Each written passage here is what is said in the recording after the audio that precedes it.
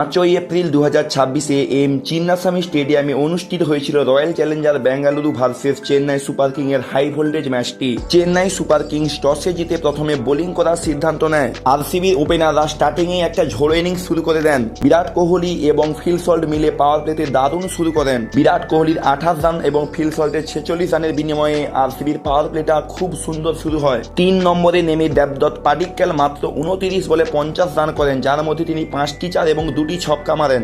শেষ 5 ওভারে আছে রেকর্ড 97 রান। অধিনায়ক রজত পাটিদার 19 বলে 48 এবং টিম ডেভিড 25 বলে 70 রান করে চেন্নাই বোলারদের ওপর স্টিম রোলার চালান। টিম ডেভিড একাই 8টি ছক্কা মারেন, যার মধ্যে 1টি ওভারে আসে 30 রান। 20 ওভারে 3 উইকেট হারিয়ে 250 রান সংগ্রহ করে আরসিবি।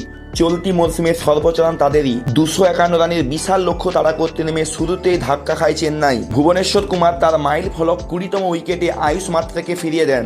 এই ম্যাচেই ভুবনেশ্বর কুমার আইপিএল ইতিহাসে প্রথম ফাস্ট বোলার হিসেবে 200তম উইকেটের মাইল ফলক স্পর্শ করেন। সরফরাজ খানের 25 বলে 50 রান এবং প্রশান্ত বীরের 29 বলে 43 রান কিছুটা আশা জাগালেও রানের গতি ছিল আকাশ ছোঁয়া।